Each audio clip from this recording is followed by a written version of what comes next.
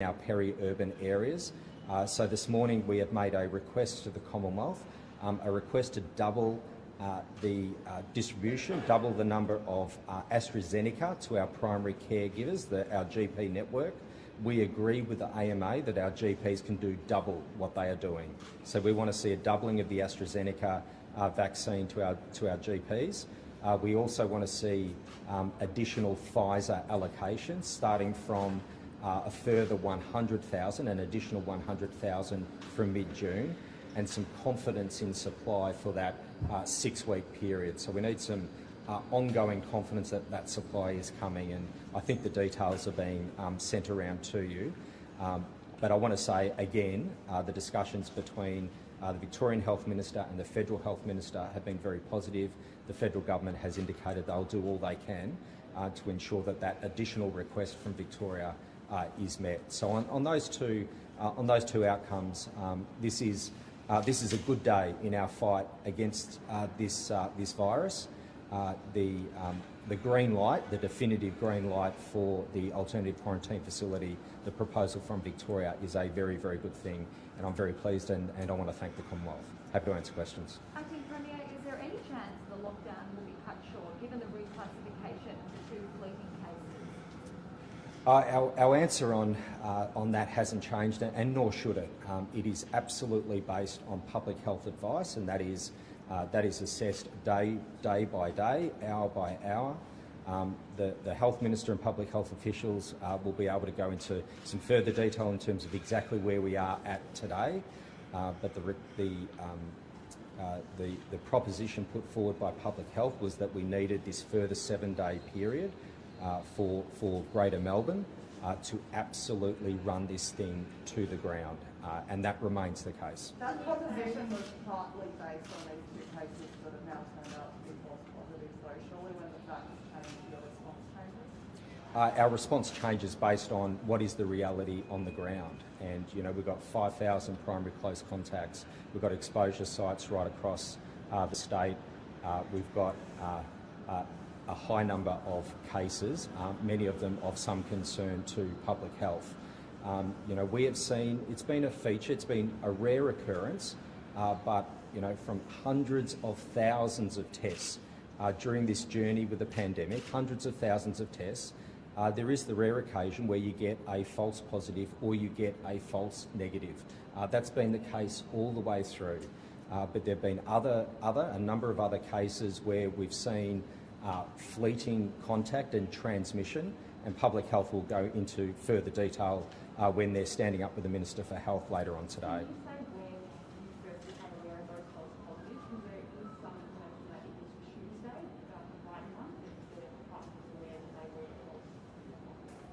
I became aware of this overnight, but in terms of the detail of those cases, and as I said, a false positive, a false negative, it's been a rare occurrence, but has been a feature. When you do hundreds of thousands of tests during the pandemic, these things happen. They've happened a number of times where Minister for Health, public health team have said, this case we thought was a positive, but it's actually a negative, or we thought it was a negative, it's actually a positive. These false cases are rare, they do happen. There's been a number of other cases in this outbreak where we've seen fleeting transmission, and public health will go through that detail later today.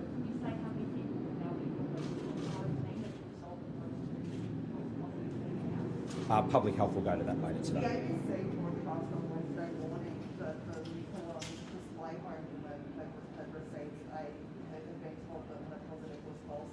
How is it that you only were told about this last night? Look, public health will go through the detail in terms of the timeline and the retesting and the examination. You know, when you've got this is not it is rare, but it's not new, and that's the point I want to make.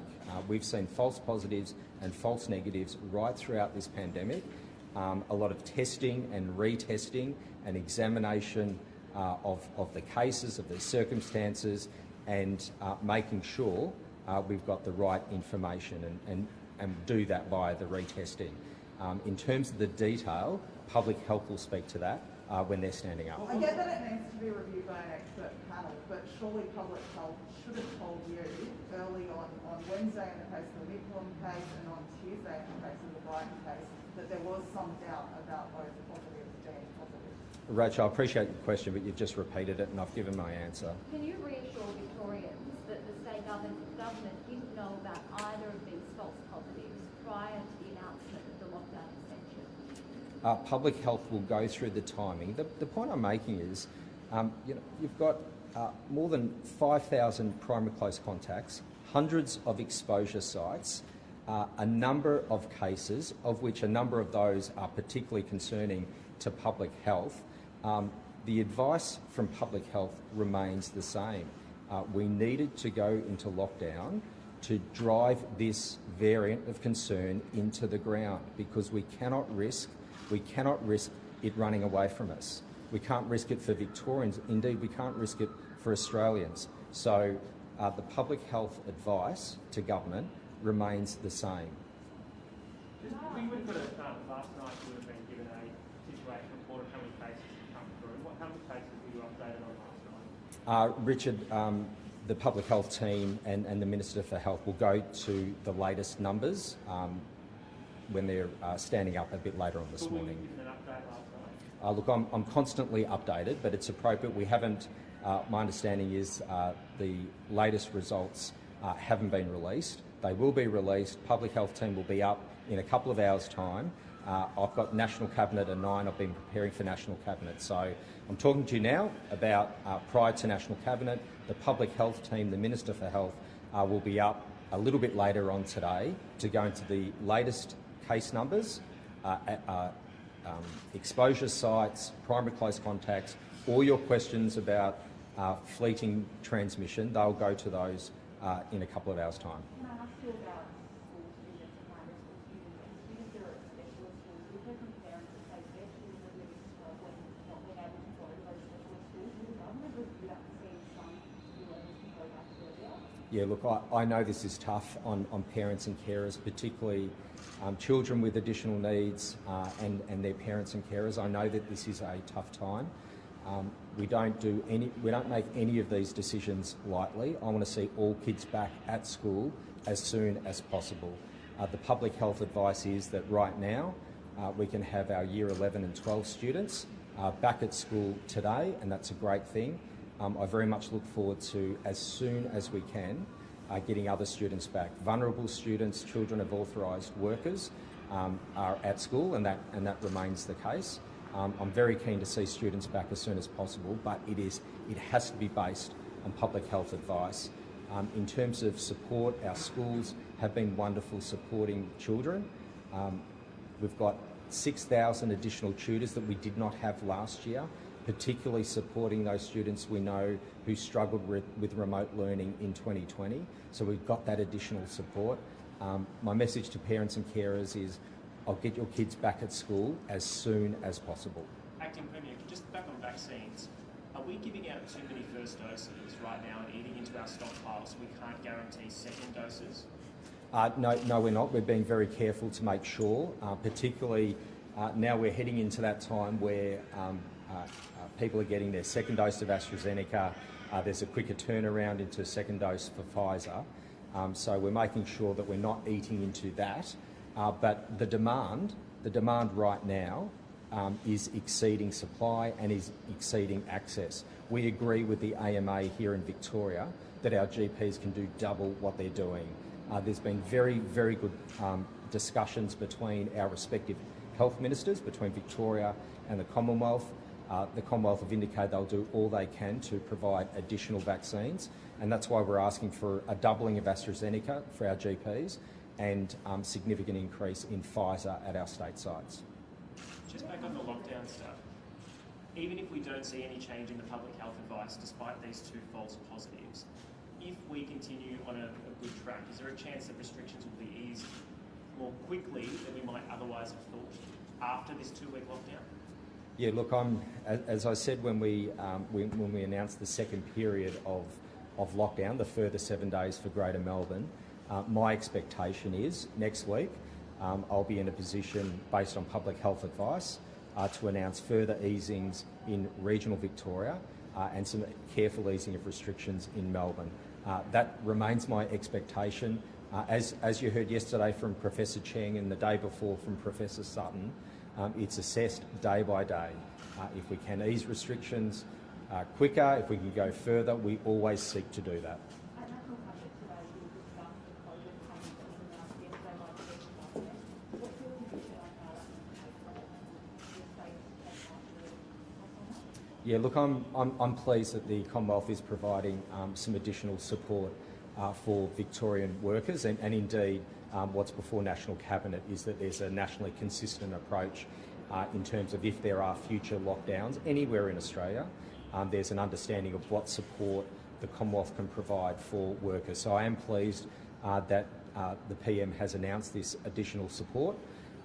My view remains the same, that business support is a responsibility of the state government, income support is the responsibility of the federal government, and the PM has indicated that he's pretty comfortable either in a situation where it's 50-50 between the states and the federal government on that support, or 50-50 in the sense that the states provide business support and the federal government provides income support.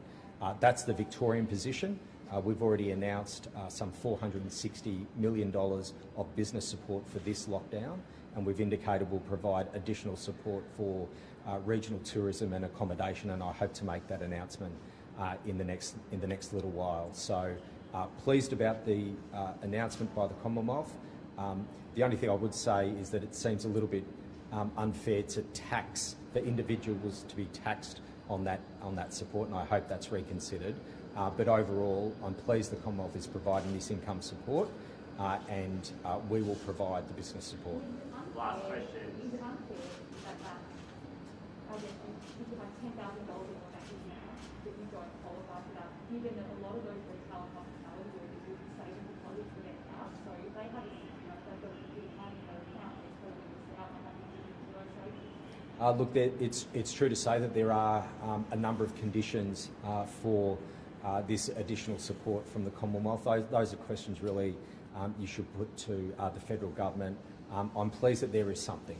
I'm pleased that the Commonwealth has listened to Victorian businesses and Victorian workers that they need additional support. So I'm pleased that that something has been provided. Will you be advocating to make vaccines mandatory for aged care workers when you go into the National Cabinet? Well, what I want to hear is the advice from AHPPC and the discussion in the room, and I'm happy to talk about it afterwards. Just quickly, news has broken this morning that a cabinet member of staff is being investigated for allegedly bullying COVID call centre staff and others. He made a female colleague cry and told staff that he could effing kill somebody. What's your response to that investigation? Rachel, that's the first I've heard about that, so I don't think it's appropriate for me to speculate or guess. I appreciate that's what you're putting to me. I'll go get some advice on that. Acting Premier, are you going to be joining the public health team later after National Cabinet for a close update? It depends on the length of the National Cabinet meeting. I'm here talking to you today. I was talking to you yesterday. We'll have the Minister for Health and the public health team to answer all your questions. Just back on your quarantine facility, you said you could do anything to speed it up. Yeah. September was the last date. Are we looking at bringing that forward at all, or is the timeline still the same? Yeah, so now that we've got a definitive green light from the Commonwealth, which is a wonderful thing, we'll engage with them in terms of is there any levers that we can pull in terms of Commonwealth planning processes to fast track this. I want to be absolutely clear with the people of Victoria, this is a priority of the Victorian Government and the Commonwealth Government. We'll get this done as quickly as is humanely possible. So we'll look at all levers that we've got to fast track this. Looking forward to seeing the results of the EOI. We're doing the design and planning work. We'll now work with the Commonwealth to see how we can fast track this. How is it that site still hasn't been determined, and how can you proceed with a lot of that planning if we don't know where? Because we've got and we've had granted access by the Commonwealth to both sites, so we could go to both sites, and we've been doing that work already. So a lot of this, the discussions with the Commonwealth and the site investigations have been happening concurrently. So we had a few weeks ago the green light from the Commonwealth to access both the Mickleham and Avalon sites, so there'll be no delay whatsoever in the construction of this. We're happy with whatever call the Commonwealth makes, whether it's Mickleham or Avalon. We are absolutely happy, and we've got site access to both of those sites. And if it is Avalon, planning to fly direct to Avalon rather than going to Melbourne Airport? There'll be those sorts of operational decisions will be made as we go through the construction, Rich. All right, thank you everyone.